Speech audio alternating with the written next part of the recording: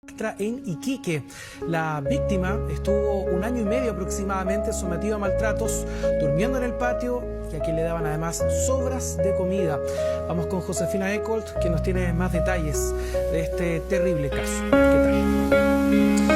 Hola Pato, ¿cómo estás? Sí, la verdad es que ayer el relato que escuchamos por parte de la fiscal Camila Albarracín es bastante irreproducible por lo brutal de lo que cuenta este niño, una vez que es puesto digamos a resguardo de Carabineros y también puede hacer esta declaración ante la fiscalía, y porque no solamente implicaba que dormía a la intemperie y que comía restos de comida, sino que porque fue sometido a todo tipo de maltrato físico, vejámenes y también maltrato psicológico por parte de su madrastra, tanto así que el crimen por el que fue formalizada la madrastra es por homicidio frustrado en carácter de reiterado y también por maltrato habitual. Esto comienza a ocurrir a fines del año 2023, cuando esta mujer denuncia a su pareja, el padre del menor, por maltrato. En ese momento él es forzado a abandonar el hogar familiar y se traslada hasta Constitución. En ese momento el niño queda al cuidado de su madrastra y durante, él dice, los 3 primeros días todo estuvo bien, pero a partir de ahí empezaron los horrores, y esos horrores implican huellas físicas en su cuerpo. El maltrato era evidente y también el estado de desnutrición en el que estaba el pequeño. También había sido desescolarizado por parte de esta mujer, y ahí es donde saltan hoy todas las alertas, y la Defensoría de la Niñez ya ha dicho que ha tomado parte en este caso y que va a pedir los antecedentes para entender cómo es posible que este niño no fuese detectado este maltrato antes. Había sido desescolarizado y además habían vecinos que vivían muy cerca que nunca hicieron la respectiva denuncia. Vamos a escuchar parte del relato de la fiscal de Iquique, Camila Albarracín. Yo pasaba frío, a veces me tiraba sin polerón, sin nada, no me dejaba entrar al baño, no me podía bañar, a veces pasaba meses sin bañarme. En una oportunidad estuve 6 días sin comer y 3 días sin tomar agua. Luego empezó a pegarme. Al principio eran con chancletas, pero después fue hasta con palos.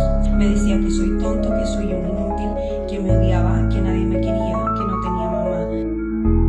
Lo desescolarizó desde agosto del año 2024 a la fecha, y por lo tanto lo mantuvo incluso ajeno a cualquier contacto con otros niños y adolescentes, o incluso con su padre, quien se mantiene en Constitución y quien evidentemente tuvo que hacer abandono del hogar común, y mantiene la prohibición de acercarse a la víctima producto de una denuncia que formula la imputada en el año 2023, en noviembre del 2023, al Tribunal de Familia, tanto por la violencia intrafamiliar de la cual ella habría sido víctima, como supuestamente una violencia que habría ejercido el padre respecto al niño.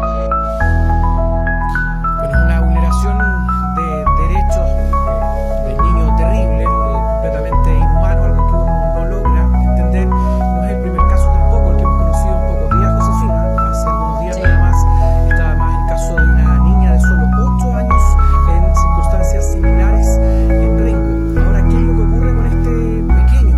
Particularmente acá hay una testigo que es clave, quien vive o vivía en este mismo inmueble, pero quien cayó por largo tiempo lo que estaba ocurriendo, no sabemos si por temor, y es una vecina quien termina acá denunciando estos hechos, que posteriormente son indagados, y una vez así se termina ya concretando la detención de esta madrastra. Y por otro lado también, bajo el cuidado de quién queda ahora este pequeño. Bueno, mira, sobre lo primero, Pato, en el relato de la Fiscalía, precisamente también hay una referencia a lo que tú decías. Según la fiscal, Carabineros había ido, y eso también debería ser parte de la investigación, había ido a este domicilio y el menor estaba bajo amenaza, por lo tanto no dijo nada. Luego, esta inquilina que llega a vivir hace algunos meses a la casa en la que vivían esta madrastra con el menor, también estaba bajo amenaza. La madrastra le decía, la imputada en este caso, que la iba a echar a ella y a su hija si es que ella denunciaba algo. Entonces, ella lo que hace es alertar a los vecinos de lo que estaba pasando, y es una vecina, como tú bien decías, en la que llama a Carabineros el pasado 8 de abril. Se produce la detención de esta mujer de 51 años entonces el miércoles pasado. Y ahí, cuando llega Carabineros en esa oportunidad, es decir, el miércoles pasado, es que ella empieza a relatar ante Carabineros que no estaba todo bien, que era lo que estaba ocurriendo y que este niño estaba siendo víctima de todo este maltrato.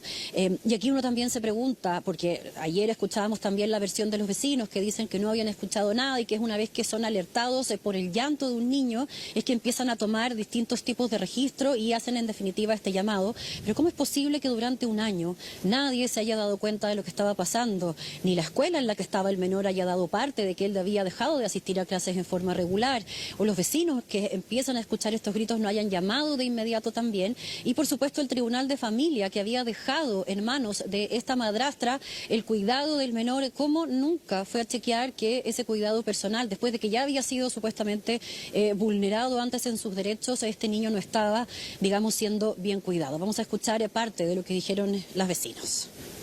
La verdad, como vecina, nunca escuché gritos, nunca escuché, no sé, que el niño pidiera ayuda, alguna situación así, sino que ya como del año pasado, en octubre, que empezó una vecina a escuchar llanto del pequeñito en el patio. Entonces ahí nos comentó, vimos cámara, llamamos a Carabineros. Pero no tenía idea, me enteré, como te digo, por el grupo del WhatsApp y como mamá es fuerte.